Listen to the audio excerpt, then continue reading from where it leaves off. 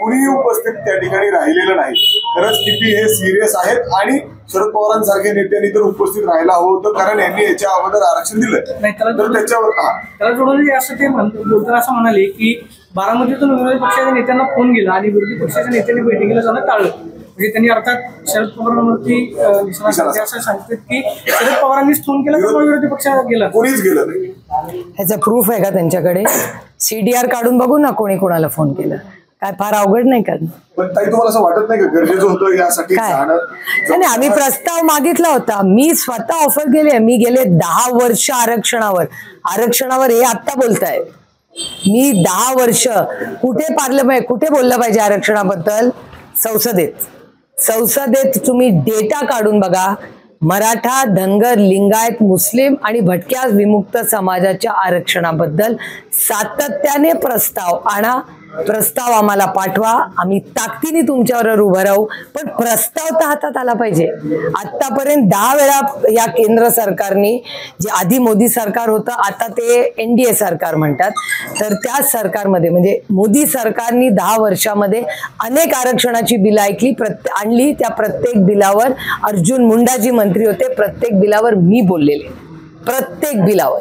आणि मी हाच मुद्दा मांडलाय की एक देशासाठी कॉम्प्रिहेन्सिव्ह बिल आणा। महाराष्ट्रात आरक्षणाचा विषय, मध्य प्रदेशमध्ये, राजस्थानमध्ये, अनेक राज्यांमध्ये एक कॉम्प्रिहेन्सिव्ह बिल आणा। 2, 3, 4 दिवस चर्चा करू आणि एक काहीतरी निर्णय घेऊ। आणि महाराष्ट्र सरकारने तो प्रस्ताव तर आम्हाला दिला पाहिजे। त्याच्यासाठी ही बैठक, सर्वपक्षीय बैठक बोलवली। प्रस्ताव कुठे पाठवला होता? बैठकीलाच कोणी गेलं नाही, प्रस्तावच आला नाही ना। बैठकीला जाणं गरजेचं नव्हतं असं वाटतं। प्रस्ताव आल्याशिवाय अजेंडा काय कसा करणार?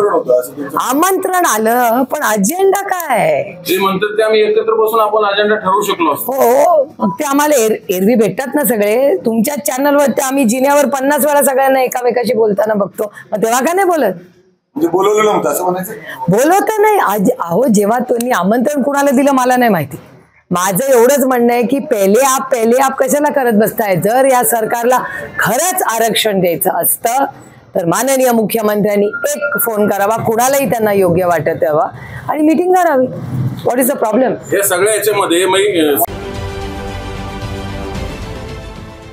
देश विदेशातील प्रत्येक घडामोडींचे लाईव्ह अपडेट मिळवण्यासाठी आता साम टीव्हीच्या सर्व सोशल मीडिया प्लॅटफॉर्मला लाईक, फॉलो आणि सबस्क्राईब करा।